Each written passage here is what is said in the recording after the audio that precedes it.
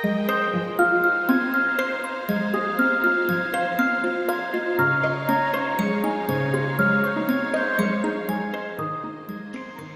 l'Eucharistie, Dieu vient habiter chez moi et il m'accompagne en tout. À la maison, au travail, dans de nombreuses occasions, je rencontre des personnes qui font partie de ma vie. Comment Jésus peut-il m'aider à sanctifier ces relations, c'est-à-dire à les vivre avec lui? François de Sales nous dit pourquoi nous devons aimer notre prochain. Non pas parce qu'il est aimable et nous plaît, mais parce qu'il est créé à l'image et à la ressemblance de Dieu. Quand nous voyons un prochain créé à l'image et semblance de Dieu, ne devrions-nous pas dire les uns aux autres : « Tenez, voyez cette créature comme elle ressemble au Créateur » ? Ne devrions-nous pas lui montrer de l'affection ? Ce prochain qui me déplaît, qui m'ennuie, avec qui peut-être les relations sont difficiles, il est aussi sauvé par le Christ. Aimons-nous bien les uns les autres, et nous servons pour cela de ce motif qui est si prégnant, puissant, pour nous exciter à cette sainte dilection, qui est un amour pur et spirituel, que notre Seigneur sur la croix répandit jusqu'à la dernière goutte de son sang sur la terre, comme pour faire un ciment sacré, duquel il voulait cimenter, unir, conjoindre et attacher toutes les pierres de son Église.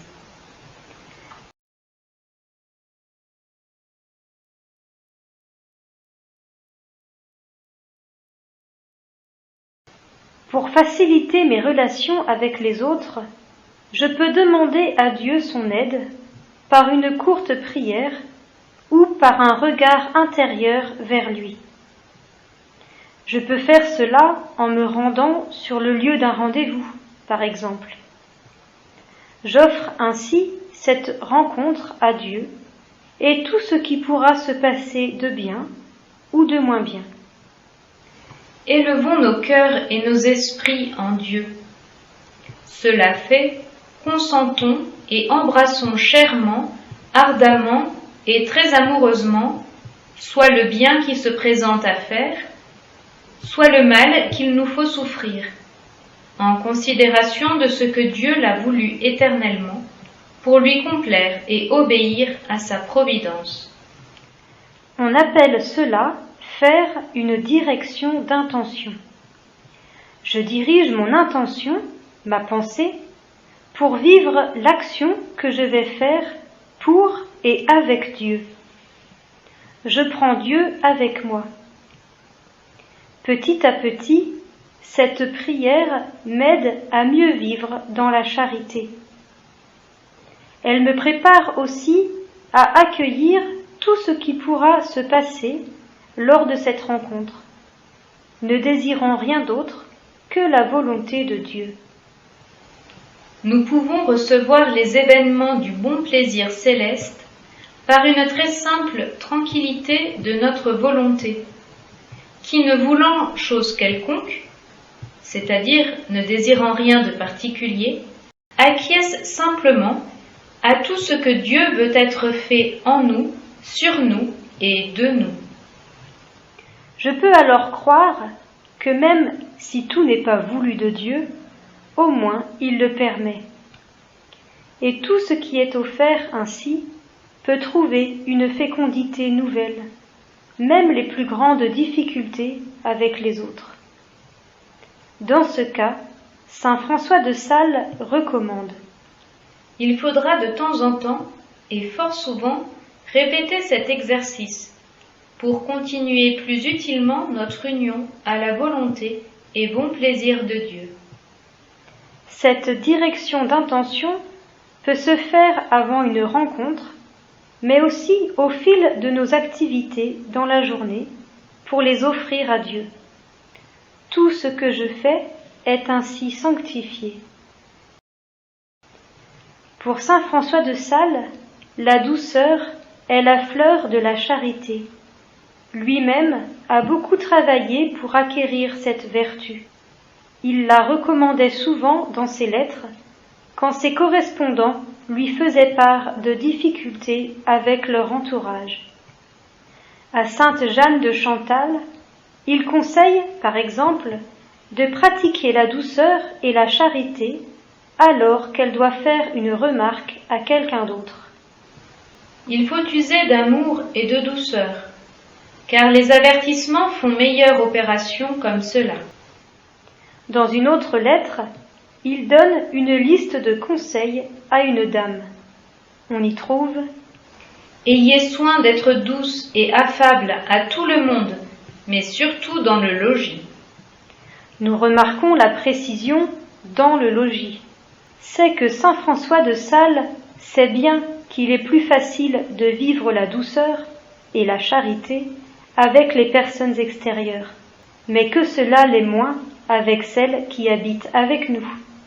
Il ne faut pas seulement avoir la douceur du miel, c'est-à-dire la suavité de la conversation civile avec les étrangers, mais aussi la douceur du lait entre les domestiques et proches voisins, en quoi manquent grandement ceux qui en rue semblent des anges et en la maison des diables. Cette douceur me rendra cordial, aimable et patient envers tous, même si je ne dois pas m'étonner d'éprouver des difficultés à vaincre mon caractère et mes antipathies naturelles. Un signe de la vérité de ma vie spirituelle, n'est-ce pas qu'elle me tourne vers les autres et d'abord vers ceux avec qui je vis?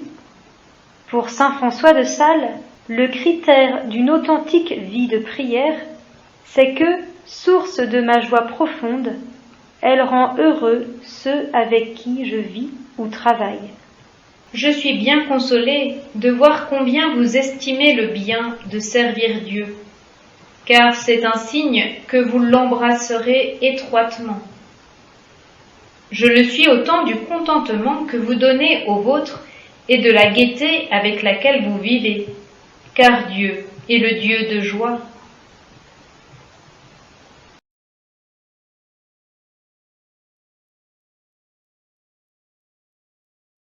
Saint François de Sales s'intéresse à tout ce qui fait la vie de ceux avec qui il correspond, particulièrement à ce qui peut avoir une influence sur leur vie spirituelle. Ainsi, dans l'introduction à la vie dévote, il donne des conseils concernant les loisirs, les sorties et même les vêtements, mais aussi sur l'amitié. Les bourdons seuls ne peuvent point faire du miel. Mais avec les abeilles, ils s'aident à le faire. C'est un grand avantage pour nous bien exercer à la dévotion, de converser, de parler avec les âmes dévotes. L'image n'est peut-être pas très scientifique, mais elle nous montre bien l'influence que peut avoir le choix de nos amis. Ils peuvent m'éloigner de Dieu, comme ils peuvent m'aider à le rencontrer. L'amitié requiert la communication du bien et non pas du mal. L'ami est ennemi quand il nous veut conduire au péché.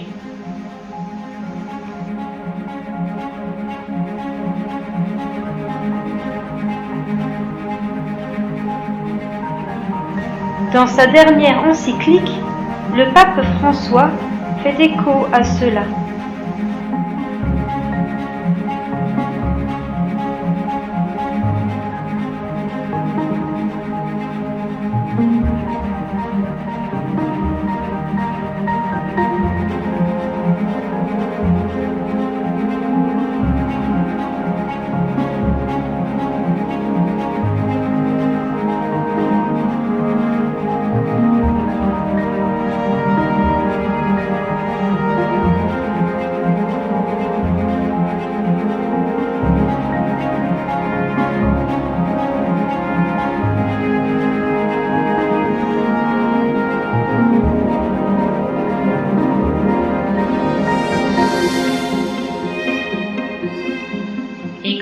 bien la boîte à outils de cette étape de notre parcours?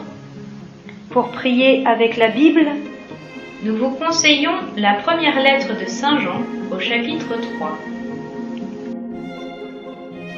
pour réfléchir,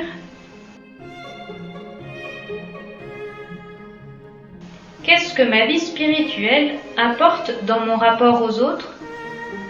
Est-ce que je prie pour les personnes qui me font souffrir? Pour celles qui me sont antipathiques?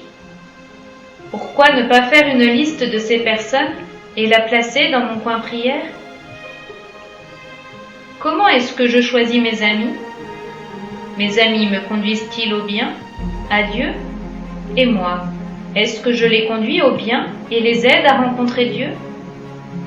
pour aller plus loin, est-ce que je fais l'effort de rencontrer des personnes différentes de moi, de mes relations habituelles, de parler à ceux qui ne me sont pas sympathiques?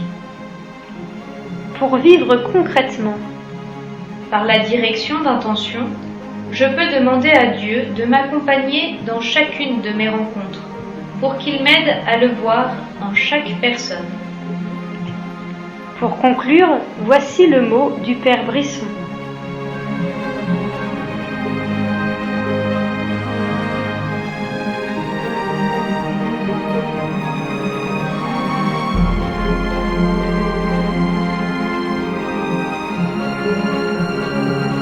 Nous vous donnons rendez-vous la semaine prochaine pour notre 5e étape.